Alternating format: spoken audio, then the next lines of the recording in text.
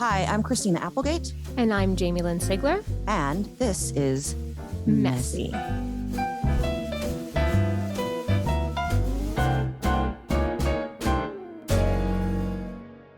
On today's episode of Messy, we have Christina's dear friend, the one and only Martin Short.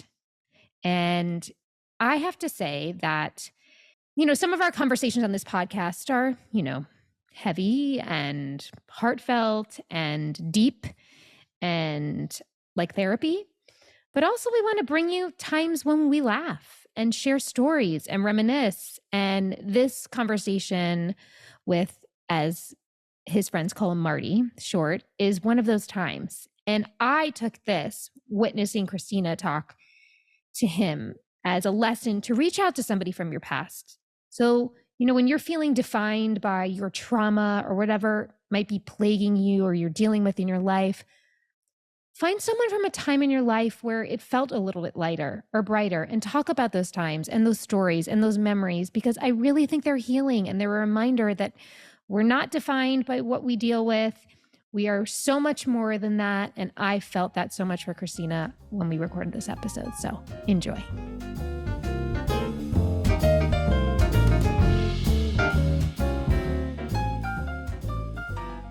Can I intro you? Yes, and action. Thank you, my love. Hi, everybody. So today is an incredibly exciting day because we have not one of the funniest people I know. He is the funniest person that I know, on and off. And he is delightful. He is kind. He's hilarious. He's the star of stage and screen and probably a couple corners on a street somewhere. But one of my favorite people in the entire world, the incomparable, incredibly talented Martin Short. Oh my God, what an intro. That was so well delivered from my writing. And so thick. Yep. Yes. How you doing, mister? I'm good. How are you? I'm good. I like your layered look. I know everyone can't see you, but I'm loving your layered look. I know. This is Armani. Very hip. Of course it is. Yeah. That's the thing. Marty and I had dinner with our friend Sean McGuire and my little child Sadie a couple months ago. And I remember walking around the corner at the restaurant and you were it felt like a Christian Dior, like gray suit. And you were like full hottie. You were giving me full hottie. I was like, whoa. Because normally I just think you look like trash, but you look so fucking good. Show up looking like a hobo. Yeah. Like I did. Well. That was my go-to Halloween costume, by the way. Whenever I didn't have anything prepared, my mother would dress me as a hobo, which is... It was always that. That was the thing. Are we allowed to say hobo? Or are they there are hobos? Well, I don't know. Probably not. No, well, because that's a kerchief on the stick. And I don't think there are... Which, by the way, stands for Homeward Bound. I looked it up. So, okay. Well, actually, that's kind of delightful. Less offensive? Yeah. Yeah, I guess. But I have a feeling, I don't think hobo is one of those words that you just, I couldn't hear Biden's using hobo. No. Well, actually, I could. Yeah, look at all you hobos out there. No, I think if you're referring to a group of people, that's probably not good. But we're talking about, the 1930s. No, we're talking hobos. About, a classic that, we can, you know what? Clip, yeah, clip, there. There we go. Ha. Can you tell me how you two know each other? Oh, God. We met in Rehab. 2000, whatever you call it, 2000, on the set of a marvelous film called Prince Charming that took about 8 years to come out. It was that hot. Did it even ever come out? Yes, on TNT.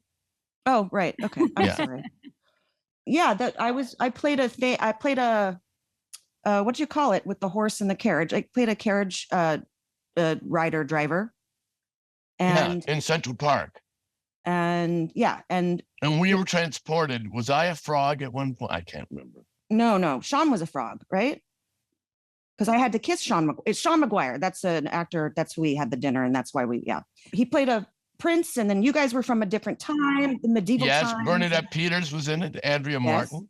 Yep. Who was the comedian guy? The Scottish. What was his name? Come on. Oh God. Billy Connolly. Billy Connolly. Really funny. Right. Really cool little cast. And we got in trouble every day because we had fun. But the people that were trying to get things on film were not, I don't think, very pleased with us for most of the time. Oh, you ain't pleased. They were lucky to know us. Well, there's that. But we had so much fun. No, I mean, I really do. But really, when you think of it, when you make a movie or do anything, the only thing that you can control is having fun doing it, because you don't know if the end result's going to be a nightmare. The director is horrible, going to make only bad choices, but at least you can have laughs doing it. I tend to close down if it gets tense, Yeah, well, that's no fun anyway. But I have to look back on like my journeys in this whole thing and say that was probably the most fun I've ever had on set because of you and Sean. That was a riot. We had a riot. And Sean too. Sean, how sweet is Sean? So the best. It was a great time. So we've known each other for 23 years. That's right. And you're still friends since 2000. Well, it depends on which one of us you ask is really the question. Yeah. No, I love you so much. The last time Christina came up to me, we were outside of a mall, and I just turned to her and said, "I'm not signing." So, I don't always recognize. Asshole. Yeah. Christina loves a mall. Oh, yeah. Yeah, I know. Especially with MS. Malls are fun. Malls are a good fucking time with the fluorescent lighting and the humans. Well, by the way, I can't speak for the world, but I haven't been in a mall for a long time. Yeah, there's no reason. It's no longer hip. No, you buy stuff on the line. Yeah. On the line. You buy stuff on the line. You buy stuff on the line, okay? Yeah. You go to that thing called the line. Yeah, the line. Another thing I wanted to bring up, because it makes me sound like really, really cool, is I think it was like for 15 years, I think Marty and I did Shakespeare together, which is like, that's right. You would never hear all of those words in one sentence. Never. Christina Applegate, Martin Short, and Shakespeare. No. Well, maybe Marty. Well, no one, you know why? Because no one was really asking for it. No, it's not real. I mean, it's real. We do a good job, but you know what? Sure. I tend to go a little broad, which is a stretch for me. It's like, you heard me. You heard me. He never went off book. He never took center stage. Wait, I need more details about it. I was in a nude suit at one point, Oh, my. Where was this? Simply Shakespeare. Explain. Simply Shakespeare is this wonderful organization that brings Shakespeare into like inner city schools and kids that don't have as much to be able to learn this like beautiful poetry that this guy wrote. And so it was a fundraiser for this organization, and we did it every year, and we no longer do it, and it makes me really, really sad. But it was the most fun you can have in. Why don't we do it? I think, without throwing under the bus, rhymes with Ida and Lom don't want to do it anymore. So yeah, I think COVID happened. That was a big thing, and it was so stupid because you had on the stage this group. Oh, it was insane. Oh, yeah, like mind-blowing people. Who else would do it with you guys? Oh, William Shatner did it one year. Wow. No, William did it a few years. Yeah. I was there for 15 years straight, basically. Yeah. And then you, me, Jason Alexander, and Bill were kind of like the ones that were always there because we never had anything else going on. No, when no one's hiring you, you sure have time. You do. Right. But we had like Kenneth Branagh. We had a cat, like some of the biggest stars in the world. But I know who my dorkiest like moment was, and then I want to know if it's yours the same. The person that was there. I know who you're going to say. Well, why don't you say it then? Paul McCartney. Fuck yeah, Paul McCartney. He did it. He acted in it. Well, what they do is they'd have you'd arrive there in the morning. You read your script for the first time, and you get on stage and you hold your scripts as you go through kind of a blocking. But then there's a band to the side, and they would have a different hip, you know, band leader each year. One it was Smokey Robinson one year. Bette Midler. But that year was McCartney. Yeah. Oh, I see. We had Natalie Cole. We had Faith Hill, Tim McGraw, Reba McEntire. But we're talking like this is some high-end stuff. But I was gonna say the funniest videos that I have from that is when Paul's rehearsing. I mean, he's singing everything. He's singing Lucy in the Sky with Diamonds. This is where this is happening on this stage. In front, and there's just us. Yeah. Just us. In rehearsal. And I have video of all of us videoing each other, videoing him. I have video. You have it too. I know. We should all send it and have someone edit it properly. Everyone was doing it. Tom was and Rita were filming. You were filming. I mean, it's just the funniest. I don't think there's ever a moment when you're with a Beatle that you can't. It's hard to compute. Yeah, I could imagine. Yeah. It was pretty cool, I have to say. And doing that and was always when I got to see Marty, and that was always my happy time of the. I'm not the bullshitting. Like I loved when you were there. I remember coming in fun. Dinner. And there's like everyone's around the table having dinner, and it's just us, like 20, maybe 10, maybe whatever amount of huge, incredible artists. And I walk in, and Marty yells out in front of everyone, 1990 called, and Hammer wants his pants back. And he embarrassed me in front of everyone. You did. You're such an asshole. Well, you made a little bit of mistake in the morning with your selections. Big deal. You know, Christina, when I came to visit you a couple of weeks ago, I feel like you might have had those pants on. I probably did, and I probably have had them on for like 5 or 6 days. So don't go too close to this girl.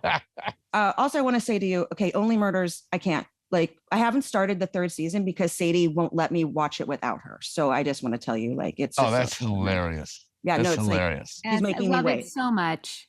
Thanks. It's just joy. It's just. I think joy. 3rd season you'll enjoy because of Meryl Streep. But Paul Rudd is on fire. I love him so Jesse much. Williams, fabulous. Amazing. Andrea Martin, brilliant. I can't wait.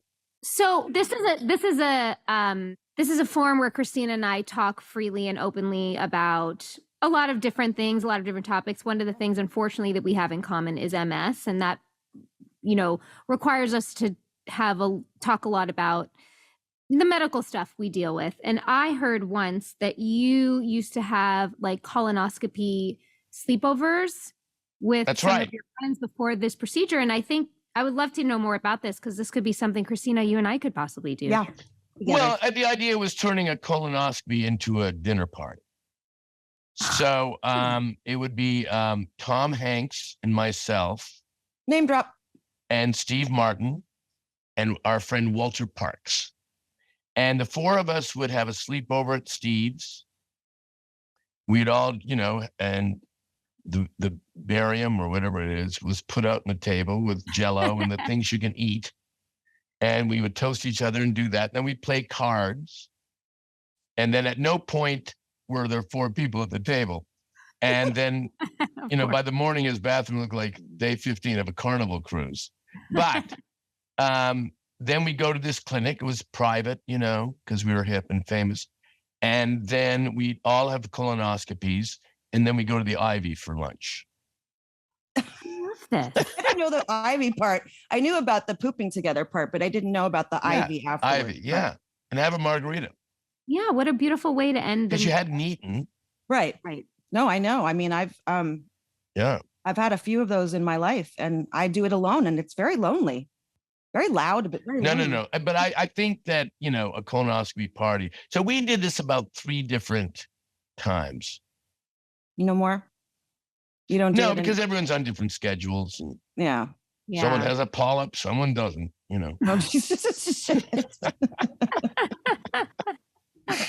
Oh my God, to be a fly on the wall of that would be incredible. Yeah, no, it's pretty fun. When's the last time you saw Tom? Because I feel sad because I had dinner with Tom 2 nights ago. You did? How are they doing? They're great. Fabulous. Okay. Yeah, they're lovely people. And fabulous. Yeah, I miss seeing everybody. I met Tom in 1983. Why? How? Not why. John Candy and he were making Splash. And we were assembling in LA. John would get us to do stuff like this, where we were going to make a video for his high school back in Ontario. And we were all meeting in the, I guess we were doing a recording or a show, or I can't remember. Anyway, he brought this young actor, Tom Hanks, over. And Tom was later said it was like he was scared to meet all the SCTV people because everyone was there. Eugene, Levy and Andrea and Catherine O'Hara. Wow. We'd all assembled for John's charity. Wow. So you were all Canadian? Oh. Yeah. Uh-huh. Canadian. Wow. How does that feel being Canadian? Like, what was that? Like cargo shorts in the Well, winter? It's an interesting, I mean, I think I always thought like Canada was the middle of three sisters. You know, you had kind of the sophisticated Emma Thompson older sister in England. And you had like, you know, the hip chick, that's the States. And we were like kind of in the middle, more attractive than we thought we were, but a little bit shyer and more like the middle sister who doesn't get the attention. Wow. And then that was kind of the old days. And now I think it's shifted because Canada. We ain't the cool sister. No. That's what I'm saying. We're getting arrested all the time. Yeah. So, but you know, Canada's it has 34 million people or something like that. And it has more land mass than the United States. Healthcare, like in Ontario, you know, there are provinces, that's Toronto and Ottawa and cities like that in Ontario, big province. And healthcare started in 1961. I think that's just the coolest thing ever. Yeah, we got to figure something out here. But what I love is like you just sat there and named like the most incredible comedic artists like of our time, all coming from one place. Like, it's odd. And Dan Aykroyd was around too. Yeah, and Gilda. Yep, it was a bit like Paris in the 1920s. It was around 1972. And we did this production of Godspell. We were all just in university, but it was Gilda and Eugene and myself and Paul Schaefer and Dave Thomas and Victor Garber. It's right. I mean, that's like, I mean, I read your book. So, I mean, I know. I mean, it was amazing. I know more about you than you know about yourself. Anyway, no, I don't. But just when I was reading that and I'm like, holy shit, it was just like one group of people like together and that were legendary. I mean, what you guys have done is just, I mean, not you so much as the others, but no, I know. I understand. Yeah. No, I get it. You are my hero. You're my hero. I love you so much. But just incredible. So, yeah. Yeah, no, that was an amazing time. Yeah. I'm sure, like creatively, just. Well, then it kind of extends because then there was that Canadian scene and then Lorne Michaels, also Canadian, started SNL, and his first hire was Gilda. That's so incredible. Yeah. I remember meeting Lorne backstage of Godspell when we, you know, because we did it for a year, this group. Danny Aykroyd was always a guy who just was around, but wasn't really working. I mean, it was amazing. That's so incredible. I first met Danny, it was at Gilda's birthday, because Gilda and I dated for a while, and it was Gilda's birthday, and Danny and his comedic partner at the time, Valerie Bromfield, were playing Gilda's parents and stayed in character at the party. It was like so odd and so original and so funny. Wow. And then what happened? So Godspell happened, and for people who don't know the whole story. Then Second City formed a sister company in Toronto, and Lorne kind of checked all these people up and ended up hiring, you know, obviously that first cast, including Gilda from Godspell and Toronto Second City. And then SCTV started in 1976. So one was Canadian, one was big US. God, you're so much older than me. I forget. I know. Remember, I used to, when we were working together, Survivor was now on TV, and nickname was Rudy, because Rudy was 52. And I was 50. 52 in like 3 weeks. Yeah, you're the new Rudy. I am the new Rudy. Yeah. Oh, did you Well, pass the sorry. torch to me, Marty? It's okay. Well, okay. I was Rudy too. I was only 50 when I was dubbed Rudy. Oh my God. Yeah. That's crazy. You were children. Rudy you were was young children. Rudy was this like curmudgeon-y. How did you describe Rudy from Survivor? If anyone, I is never even good watched enough to know? Survivor, really. I think Okay. he was just the old one. Oh, so I just named you Rudy. Yeah, based on Okay. me being old and you being young. Marty, do you watch any reality television? None. Good for No. you. Good for you. I don't. He's around creatives. He's around all these people. I don't know. I mean, no. First of all, here's what I'm exhausted by kind of low class people. So I'm not drawn toward low class people. Shut up! Get back here! Screaming and, oh, shut up. I'd rather see a thing on, Prince Philip's early years. I'd rather see a God, so documentary. Posh. I am very posh. You're so posh. I will say though, I was thinking about this the other day because Christina and I unfortunately watch a lot, or fortunately watch a lot of reality television. It's one of the things that bonds us. And there are books you could read. I know. I'm not really, don't know how to read. So I know that. Even in the old days, they had a little earwig fitted into her ear, so it just feed the lines. Yeah. I just started 2 years ago. So that's kind of I just started 2 years ago when I got diagnosed. So let's just have a tear for me. Anyway, I started watching reality TV, and well, of course, your show is the only scripted show I watch, and then reality TV. And in the 2 years that I've been watching from my bed, I have watched probably 300 hours of reality television, I would imagine, probably more. But I mean, doesn't the element, would you want to hang with a lot of those people? No, not at all. No.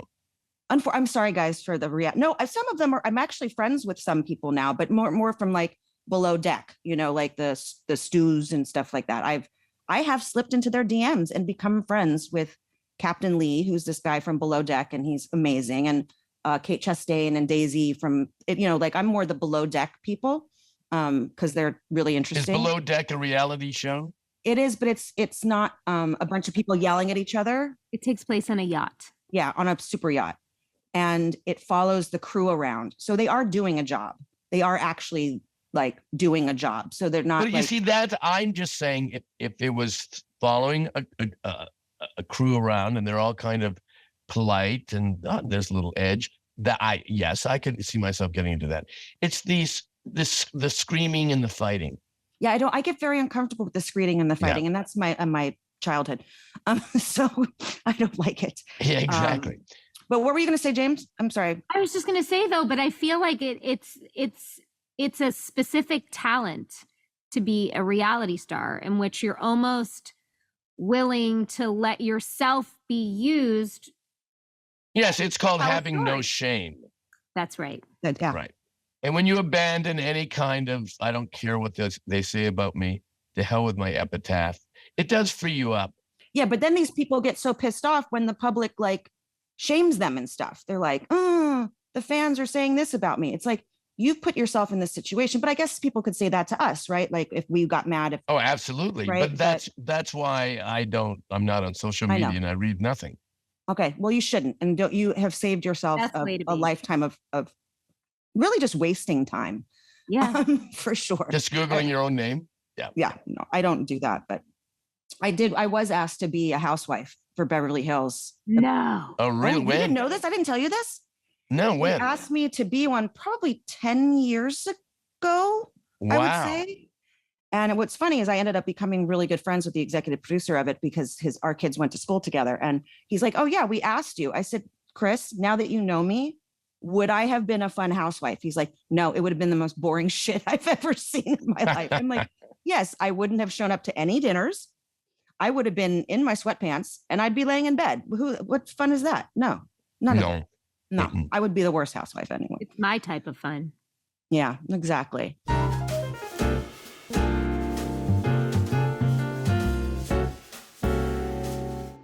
Messy is sponsored by BetterHelp. This podcast has been my therapy in very many ways. We've talked about how important therapy has been in our lives. Since our teens, right? We've both been in therapy. Yes. But it's so easy to ignore what's going on in life. We could blame ourselves and of why we're dealing with it or not dealing with it well. But the truth is, as human beings, we are all needing the tools to get through life, no matter what you are dealing with. Yeah. I was 13 when I started therapy.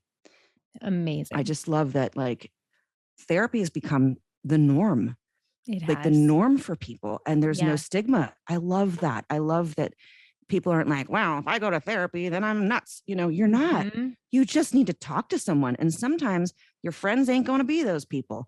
And sometimes your parents ain't going to be those people. I don't know why I'm saying ain't so much, but apparently that's it. the region Ain't I'm that from the right now. truth? Ain't that the truth? That the truth, Christina? And I have help for you, because guess what? BetterHelp is where you can find a therapist. Because if you are thinking of starting therapy, you should give BetterHelp a try. It's entirely online. It's designed to be convenient, flexible, suited to your schedule. All you have to do is fill out a brief questionnaire. You get matched with a licensed therapist. And by the way, if you don't like that therapist, you can switch anytime for no additional charge. It's awesome. Just do it, because we all need it. There's so many things going on in the world, whether we get into like what's happening outside of our land, outside of our home, and that creates such stress upon people, or you've got some crap you've got to freaking deal with from your childhood that you're holding on to. It's defining who you are. It's defining the way you're operating in the world. To just sit down with someone who is objective and listens. Nothing you say is bad or good. Everything you say is exactly what needs to be heard and felt. So that's right. Visit betterhelp.com/messy today to get 10% off your first month. That's BetterHelp, HELP.com/messy.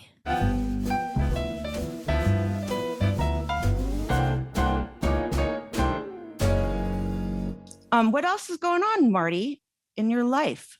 Steve Martin and I have been doing some live shows here and there. Oh, it's so good. Have you ever seen like video footage of that show, Jamie? No. Oh, you have to. Okay, go ahead. Sorry. Well, we did a Netflix special a couple years ago, but now it's called You Won't Believe What They Look Like Now. What? You guys look exactly the same as you did. That is true. And they have two pictures of us in our 30s on the poster. But no, it's great fun. And we do it with Steep Canyon Rangers and Jeff Babko. And we just did 4 cities, and then we'll do 4 more next week. Are you doing any here? No, we did the Hollywood Bowl last year, 3 nights. Oh. And that was. Oh, I know that. I knew that. I couldn't come because I was. Yeah, sick. well, I'm just saying that. I know. Maybe someday. Anytime, someday. I don't know. The two of you together it's magic. And then, thank God someone was like, let's make a show with the two of you together, because there's just nothing like it. What was your first project, you and Steve together? 3 Amigos. That was the first movie that I had 2 older brothers growing up, and the first movie that they allowed me to watch with them. And so it holds such a special place to me, not only because I loved it, but I just remember just feeling so grown up and finally part of the crowd because they brought me to that movie. I loved it so much. That's nice. Well, that you mean the theater? You went to the theater? Yeah. Yeah. That's exciting when you get to go to the theater. I never introduced it to my kids ever. Really? No, why? Because then every time, I tend to like finish something, and by the time, if you're a producer on it, by the time it comes out, you've seen it so many times, and then you never, ever really want to see it again. And so I was always afraid that, I'd always come home and there'd be the 3 Amigos on TV. And so, but when Ollie was around 9, or 10, he came over from a friend's house and said, Dad, did you know you made a Western? I said, I did. That's really funny. That must have been quite a set with the 3 of you. Oh my God. That was fun. It was loose. It was, yeah. It seems It like was it might loose. have been quite loose and hilarious. And we had great fun. Played a lot of Scrabble, I remember, in Chevy's trailer. And we had many, many laughs. Many laughs. What year was that? I Yeah. can't remember. We made it in early 1986. Wait, and that's the first time you and Steve did anything Yeah, together? I met him. Yeah, I met him in. I went to his house in July because I have a Rain Man thing. 13th, 1985. Wow. And wow. You know that. yeah, and to pick up a script for Three Amigos. Wow. And we talk about it in our show, but I literally, and it's true, I looked around his house because there was a Picasso here and a Hopper there, and and I said, "How did you get this rich? Because I've seen your work." And and that was it. yeah, Partnership was made. there you go. I've only met him like once, and I think it was at your house. Yeah. For your infamous Christmas party that I was only invited to once. I guess I didn't make that good of an impression. Well, we had and the list kept growing. I'm sorry. It's okay. But with Applegate, I should be at the top because of A, but that's okay. Or it's an easy first cut. There you go. When you start cutting, you're usually aggressive and then you ease off. That's right. If you're Applegate, you're in trouble. Okay. Yeah. And it's done well for me. Anywho, but I remember this party, which, we don't have to like, whatever you want to say about it. It was the coolest thing I've ever been to in my life, because you're literally running. You're like, every person that is there is someone that I've like idolized and look up to, because they were so much older than me, everyone there. Anywho, and what's the deal? Like, people plan for like a year to perform at it. What's the deal? No, it started out it's just, in the living room, and Mark Shaman of Hairspray fame and he and I would push the piano out just below a Christmas tree. And then people in the living room or standing in the kitchen or dining room would come up and perform. And some of them, and then it became, in the first year we did it spontaneous. Then like the next year, people would prepare stuff. And then suddenly Mark had to come an hour before the party for rehearsal. Because Catherine O'Hara would be rehearsing something with her sister, Mary Margaret, or Nathan Lane was showing up that year. So, that thing. Oh, wow. No, it was, Jamie, it was incredible. I mean, yeah. I think my mouth. And I was the MC, and I would bring people up, and, Bernadette would sing, "Have you yourself a merry." Yep. It was beautiful. Did you get up and sing Christina? Oh, no, but this was my first year, and then I remember I didn't get invited back. Oh, no. She was high on the list. If I had been invited back, I don't know. Probably not.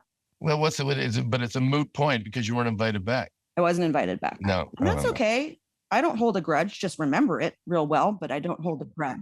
Just brought it up. No, one thing about you retain no bitterness. No, none. But it was so fun. I love that. I don't know. Everything I've gotten to have the pleasure of hanging out with you has been. Oh, we have had some great laughs. And I agree, those Shakespeare things were fun. That was the best. I mean, yeah. Can you imagine, like, but we were there for only like not even 12 hours. No. Well, you'd get there. You would get the script and perform it that night. Yes. Yeah. You'd do the read through. Then there'd be some food. Then you put it on its feet. Right. And they'd mic you, and then you'd screw around. And what if I did that? And then there'd be a dinner break. And then it was the show. But you hold your script, of course. Yeah. But it's like a long show. Yeah. It's like 12th night or something. Yeah, we did it was always comedies. It was Shakespeare comedies because, right. Like Two Gentlemen of Verona and then 12th Night and, stuff like that. And the one I was going to say about the Paul McCartney one is I was the only one who had a scene with him, like an actual scene with him. That's right. And our director said, "I want you to just plant a huge kiss on him." And it wasn't in the script. And so I did. And I kissed him. I remember kissing him. And he goes, "My wife is in the front row." And I went like this to the audience. I was like, "Yes." And the place went wild. Like, that's how loose it was, that you could kind of like do your own thing. I remember one time, I think Robin Williams, it was Robin. And Robin was these names. It was amazing. No, I know. They're like, and Robin Williams, he was doing his scene and it was going on for a very long time. What we wouldn't give to have that back, of course, on this realm. But I think, were you there that year when he was doing that? I don't think I was there. Oh, shit. Well, at one point, I'm supposed to come into the next scene, and Tom just comes over and whispers to me, and he goes, Christina, get him off the ground. Like, it was kind of like, it was getting to the point of like, okay, now we're 15 minutes on this one bit that he's so off the script and so off the planet. Yeah. It was incredible. But that was his forte, you know, to just, especially with Shakespeare. Yeah. Yeah. What was your favorite? If you can remember back, I mean, I know your memory's probably lacking a little bit. Just kidding. Your amazing memory. Like, of all those. Hey, what? Rudy. Yeah. Do you remember one night that you played something that was like really stands out to you and you remember of that night, of that particular part of our life? Not really. No, I don't. It's very weird. I have very specific memories about like my childhood or dinners and Steve Martin, if we're driving in the car and he'll mention something and I'll say, oh yeah, that was like early 68. And he looks at me and goes, like, cause he can't, wow. That is like totally irritating to him. However, I can't remember what theater I've been to. Right. If I've been to that theater before, because we kind of go in, sound check and leave, hotel, and then fly away. Yeah, that I could imagine being difficult to like have it be there because it's such a fast moment. So, in answer to your question, long-windedly, I would say no. No, well, I do. I remember because you actually, I think you played Puck a couple of times. I'm sure I did. What a stretch. Yeah. There's no one that could play Puck like you played Puck because you know your thing, your swivel walks. You're like, you're such a sprite as it is anyway. I was watching something with you recently. I can't remember what it was. And I actually remember thinking to myself, no one moves their hips better. You really have I really hope you never need them replaced because. No, that would be a drag. You'd have to keep the old one in a frame or something. The old hip. It should be dipped in gold. You know what they say about swivelly hips? You know what I'm saying, Shorty? Like Elvis, you mean? Yeah. One thing one of my regrets in life, and you probably wouldn't have even asked me to do it, is to be interviewed by Jiminy Glick. I can't. Oh my God. Why didn't you? Did we know each other when you were doing that? You said no, Christina? No, I've never was asked. Again, I was only at the party one time. Yeah. Well, that was a problem. You didn't kill at the party. No, I'm trying to think. No. I did Glick after we met. Okay. Well, Primetime Glick started in 2001 until 2004, I think, or three seasons. Where did that come from? Because it's literally the most unique thing. I was doing a talk show for King World in 1999. 2000 didn't quite work out. And I wanted to have someone who could show up, at premieres or junkets. And that way you get more stars in your show. And I wanted to be completely anonymous where no one would know me. And I remember making this film Pure Luck with Danny Glover, where I'm stung with a bee and I start to swell up. And on that day, everyone said, we can't see you there, And I thought, oh, that's the look. So we got kind of the similar bee stung look and then put a gray wig on him. And then you play around with the character. First, when we first started, his name was Jeremy Glick. And then in the early pieces, we looped in Jiminy because I thought that was a funnier name. It's so funny. It was what a perfect way for you to be completely offensive. Yes. Dave Foley from Kids in the Hall always said, you created a character who's as mean as you really are in life. So that I could say to Mel Brooks, what's your big beef with the Nazis? And he, I could seriously, I think maybe I'll start watch if I can get them on my Apple TV today. I think I'm just going to spend the rest of the day watching Jimmy. Oh, no. There's a bit of a wormhole.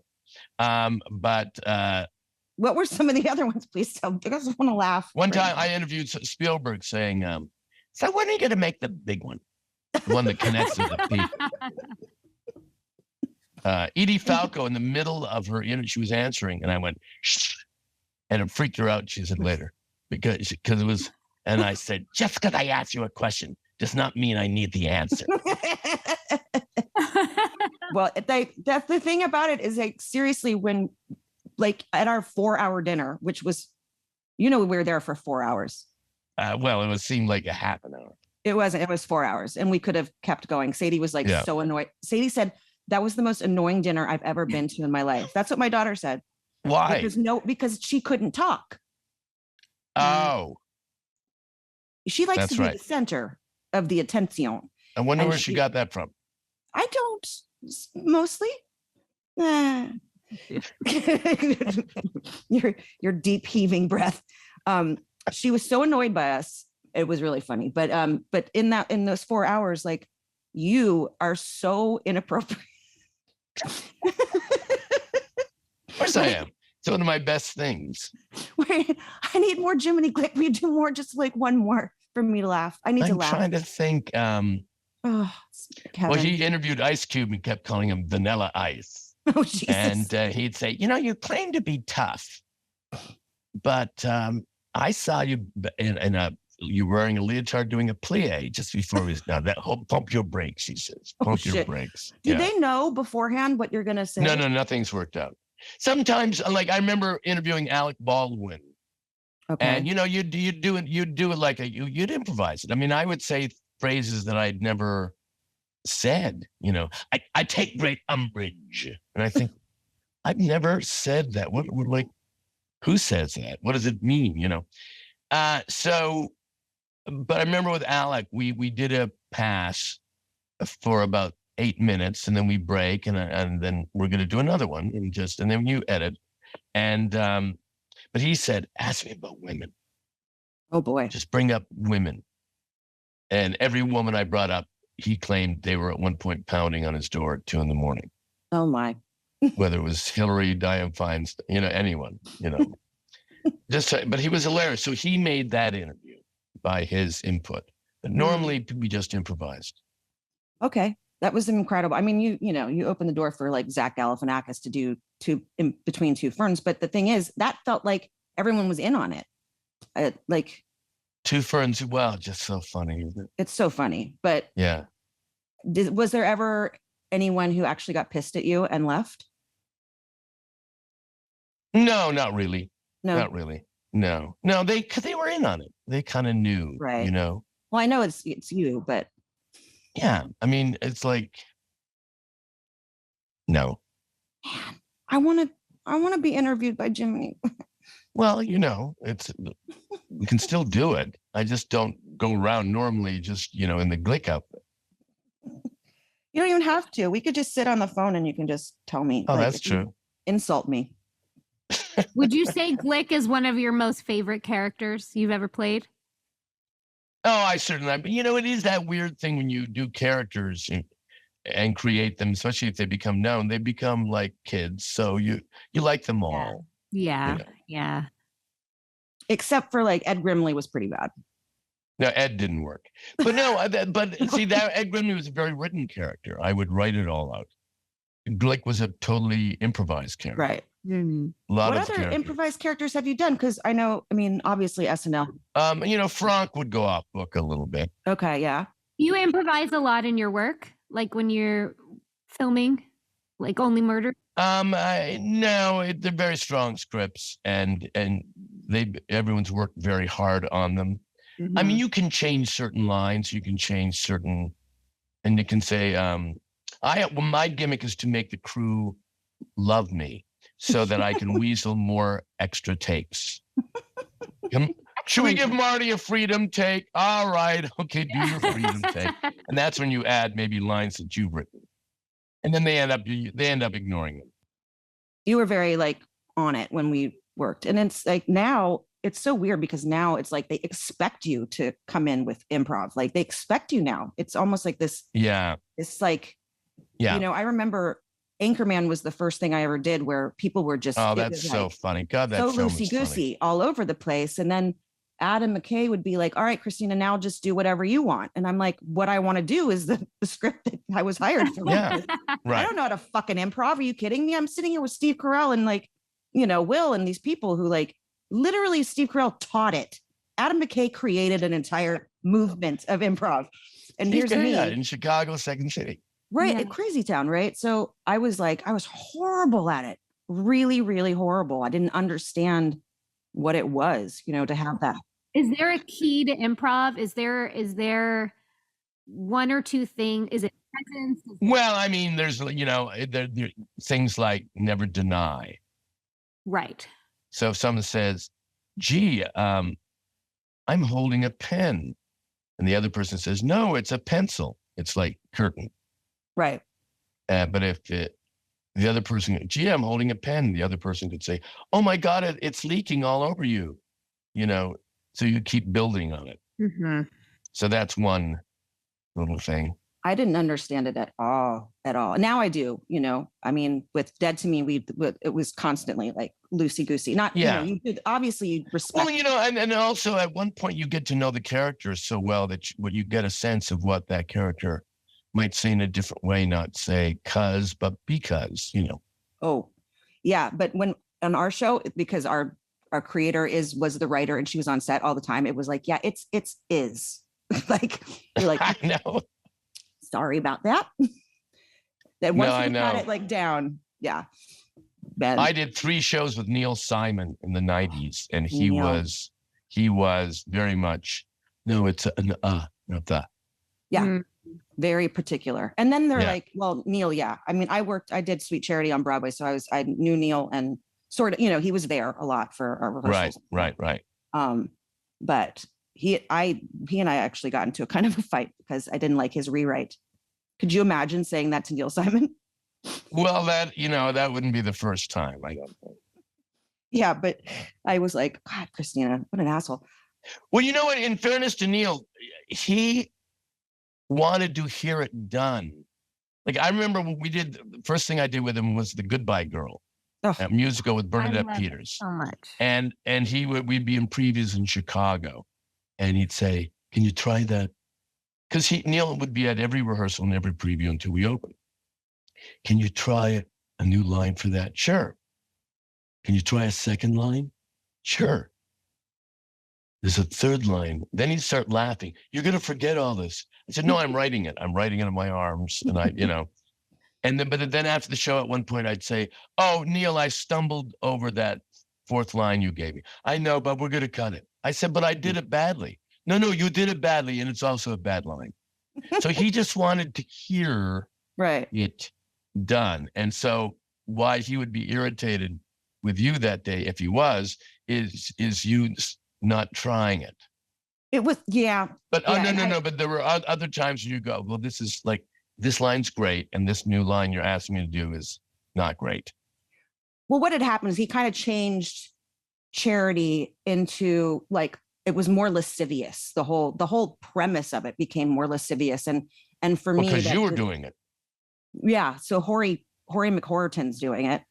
Exactly. So, and that I didn't like. When you hire a pro, and when I think you know what I mean when I say pro. Hooky tooky, soda cracker. Yeah, but that it just changed. You were so fabulous in that. I saw you in that. Thanks. You killed. Oh. I didn't know how any human could do that. It wasn't easy on that broken foot, bro. That was not fun. I know. I remember. But it was one of the greatest times of my life. But anyway, he just made it different than like the spirit of what it had been. And I was freaked out about it. But and then we changed it back.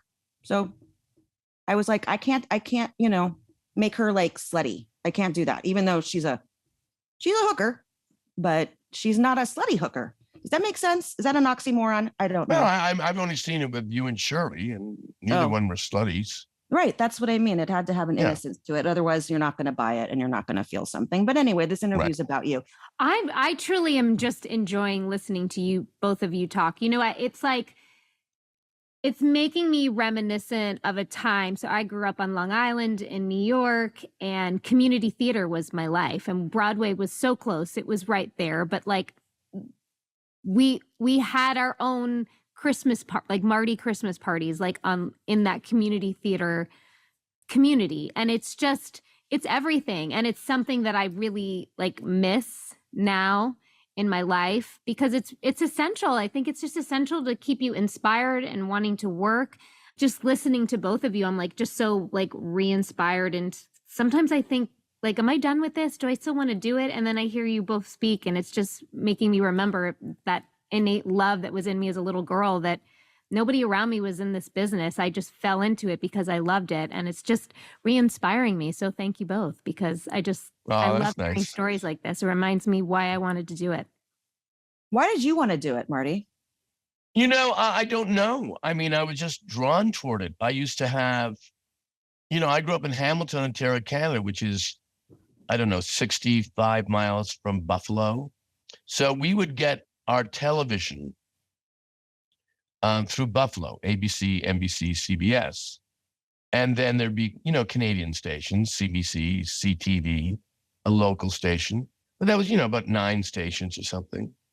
And so when I would only look at American television and I'd look at American show business and think, well, that's like, look, I could be watching something that's taking place on Neptune.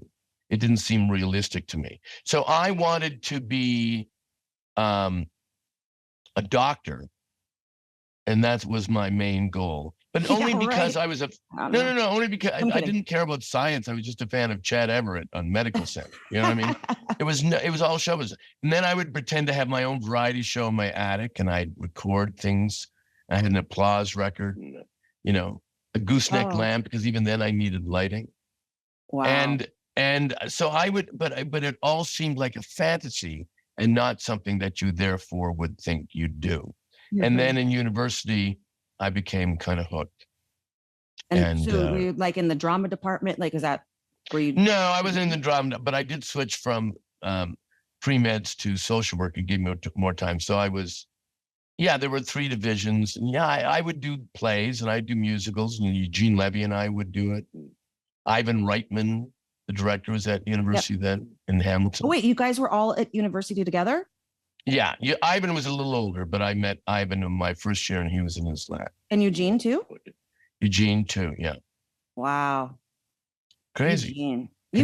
You guys like freak me out that your careers have spanned over like multiple, and I'm just to make you feel old, I'm just gonna say multiple decades. Multiple decades.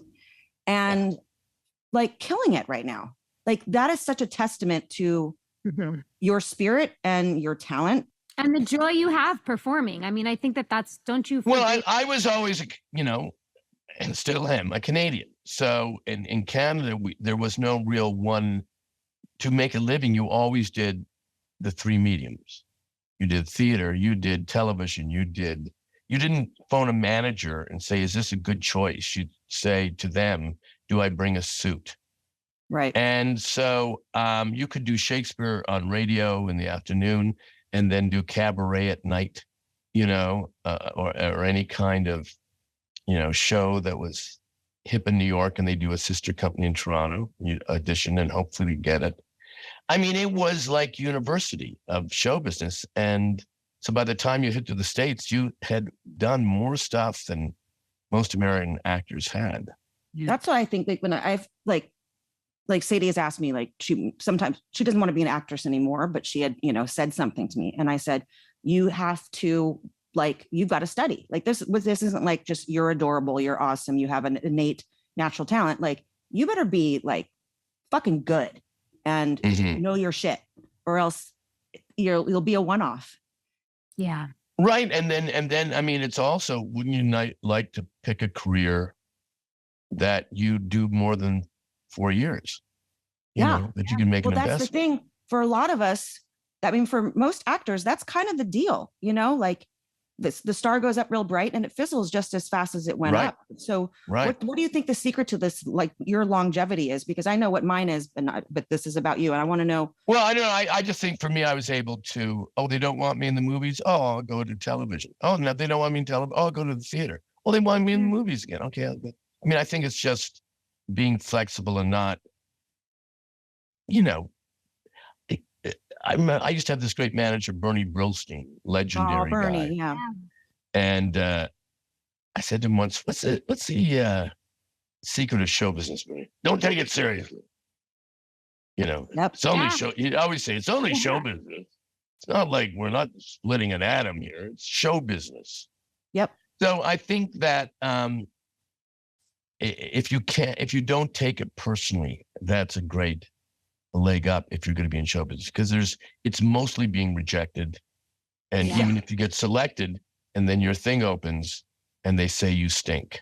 So, you can't just be, endlessly affected by this stuff. No, you really can't. You've got to have a tougher skin than you think you need to have. Right.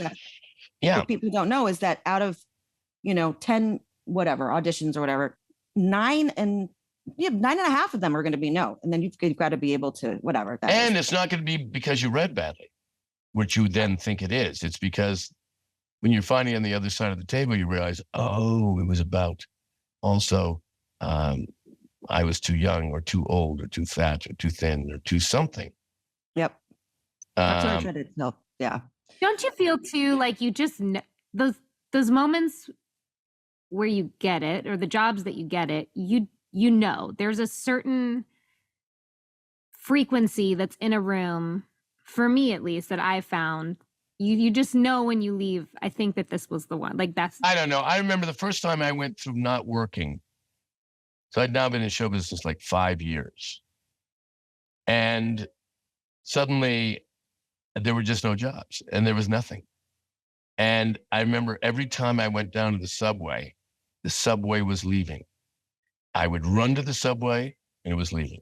I would walk slowly to the subway. It was leaving. And I thought, when it pulls in, my luck will change. So, part of it, you just kind of feel like it's a stop sign and you can't, for some reason, they won't let you move forward. And then that ends. Yeah. I think having I have a friend she's trying to, start this in her life. And I was like, you have to have abandonment. You have to be abandoned from the outcome. And I think that a lot of people have this plan. Here's my plan and here's my shit. And even in a scene or just in your future, you've got to be able to say, might not happen. And you've got to have a total abandonment. And I think that's, I see you as a person who you live very abandoned. You're so innately funny because you're loosey-goosey in life. I know that you've had unbelievable tragedies in your life, and when we all have, and that ripens who we are. But when I'm around you, I feel safe because you're just abandoned. Yeah, well, I certainly don't. I've never been driven by the admiration of strangers. I don't really care. Yeah. I appreciate that some people love you and some people hate you. And some people like the Stooges and some people hate the Stooges. No one's wrong. Did you think after you left, because sometimes when people leave SNL, for instance, that they have these big ideas that something's going to happen. And I think most of the time it doesn't really pan out. You've got Adam Sandler's kind of, parlayed into this huge life and Chevy and you, but did you, when you left, by the way, were you fired? Well, I only had a 1-year contract. Oh, Billy Crystal and Christopher Guest and Harry Shearer and I. Wait, that was only 1 year? We only had a 1-year contract. And so when that year ended, that was our plan. And then the following year, Lorne Michaels came back and took over. And I did Three Amigos. Oh my God.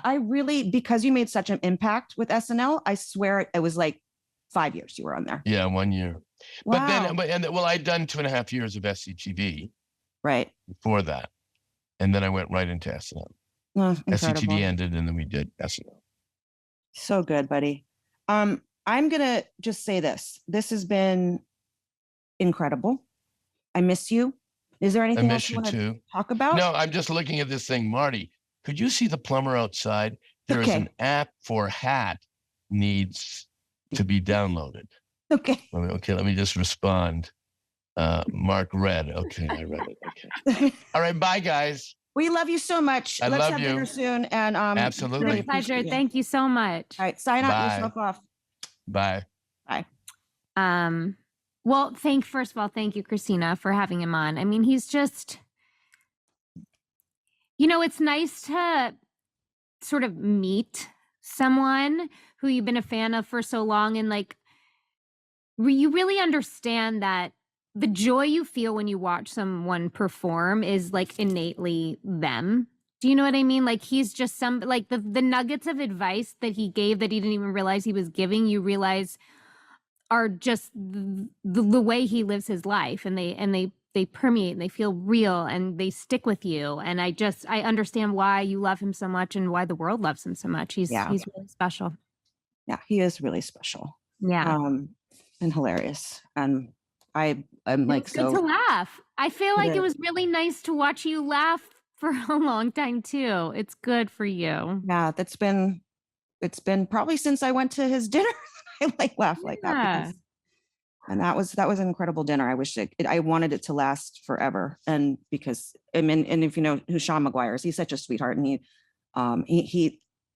he and Marty, like, they talk over each other. So like basically you just watch this little show happening in front of you, and then maybe every once in a while you get a word in edgewise, but for me it was just like watching a movie. Wow. He's an adorable, amazing. Marty is I'm really like one of my favorite people that I've ever known, not just worked with, like known in the human realm, not in the actor's realm. So I feel very, very blessed. I get it. I was really, really nervous and I didn't know what to say to him. And he was so like very centered, you know, for Marty. Like really? Yeah, that's like it was very casual for Marty, and he was being very honest and very truthful about stuff. And it was I didn't know what to say. You were great. It was perfect. I feel like I got to watch two people I love and adore in different ways, and in some of the same ways, have a lovely conversation. So thanks for inviting me to it. You're welcome. I'm so glad. Should we pull some cards? Let's do it. All right. I have mine here. Do you want me to go first? Yeah. Okay. Become aware that there are no accidents in our intelligent universe. Realize that everything that shows up in your life has something to teach you. Appreciate everyone and everything in your life. That was a good one. That is a good one. Okay. Mine is called, Are You Worried? Do you have many what if thoughts? You are identified with your mind, which is projecting itself into an imaginary future situation and creating fear. There is no way that you can cope with such a situation because it doesn't exist. It's a mental phantom. Basically, thought is creative in the universe. That is the truth. Our self-dialogue is powerful. It is. And manifests. And I've got to work on that. Today. I needed that today. I need it too. I'm you know, with all my health shit that I've been going through, which, you know, we'll get into at some point. You know, I even got a Holter monitor on because my heart's like all messed up and shit. I'm so over this. Like, I just want to be 30 years old again and be able to run and dance. It's just my dialogue is just really, really bad. Well, let me just tell you something though. You're not alone. I know. And I promise you, you're not the only one that's having that and doing that. And it's not to lessen the intensity of it, because I understand, but I don't want you to be hard on yourself that you're not of like you being so responsible for things, or that, you know, that you're not doing a good job with stuff right now. It's everyone. I also feel like there's like a very intense heaviness in the world on top of everything else that you are and I and all of us deal with. I can't even look at it because I don't have the capacity to even understand it, comprehend it, or to be passionate about it, because I don't have anything left. Like, I'm about to cry. Sorry. Like, I feel like I'm failing as a mom. I feel like I'm failing myself, and just going to watch What Happens Live. I mean, when I feel like this is what I told you. I got in a fight with another disabled person at the Coffee Bean. Yeah. And I'm laughing about it because I listen to what I'm saying to you. I got into a fight with another disabled person at a coffee shop. Yeah. Because he cut me off for the handicap spot. Fuck him. And I went up to him and I said, "Sir, I just want you to be aware that I was pulling into that spot and you cut us off, like almost hit my car. And I had my cane. You know, I was obviously not trying to steal the spot for any other reason." And he starts screaming at me because I was coming in the wrong way into the Coffee Bean. Well, let me just say, all Coffee Bean parking lots are terrible. I've never been to a Coffee Bean parking lot that has like a safe parking situation. It was confusing because there wasn't like an enter sign or an exit sign. Right. It was like, come in how you want to come in, you know? And he starts screaming at me. And I'm like, yeah, but you don't understand. You almost hit my car. And I'm not driving because I couldn't drive. And, you know, I can't drive that far. He's driving his own car. So you want to have a cripple off? Let's do it, buddy. So he like starts screaming at me. And I just all of a sudden, fuck you. And I left the coffee bean. I even told Sadie about it and I was laughing. And she goes, I'm very disappointed in you, Mom. I was like, oh, shit. I thought you'd be laughing and be like, Mom, you're so weird. You're so crazy. She was like, I'm really disappointed. I wish you hadn't told me that story. I was like, okay. Yeah. Wow. Right. That's the story that I was meaning to tell you. I think we all need to stand up for ourselves at some point, and we all get passes for things, and we need to let our feelings out. We've talked about that before, but I just want to tell you, because I'm also talking to myself in this moment, you're still here, and that's for a reason. Life is not over. Life constantly changes. That's the one guarantee. It will never stay the same. I don't know if that means that we're going to both run and dance again one day, but I do know that in the conversation we had today, I've like never felt more creatively inspired again, where I'm like, I still love performing. And I really hope that you feel that too, because I don't know. there would be a real void without you. I don't think people give a fuck if I do it again or not. Let's stop it. There's a real void without you. And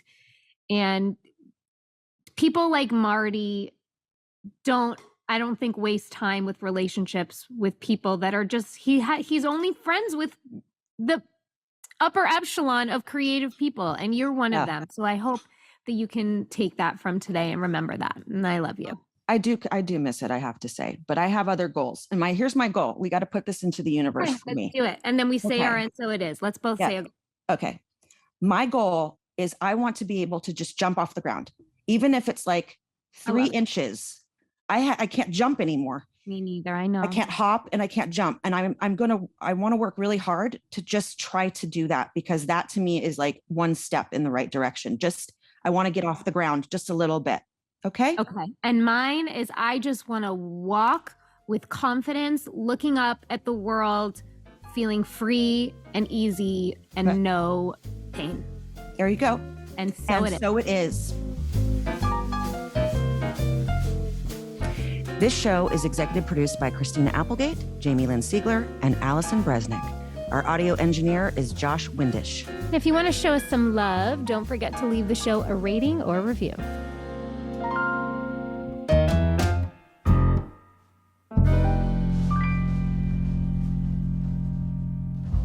Hi, it's Jamie. Thanks for listening.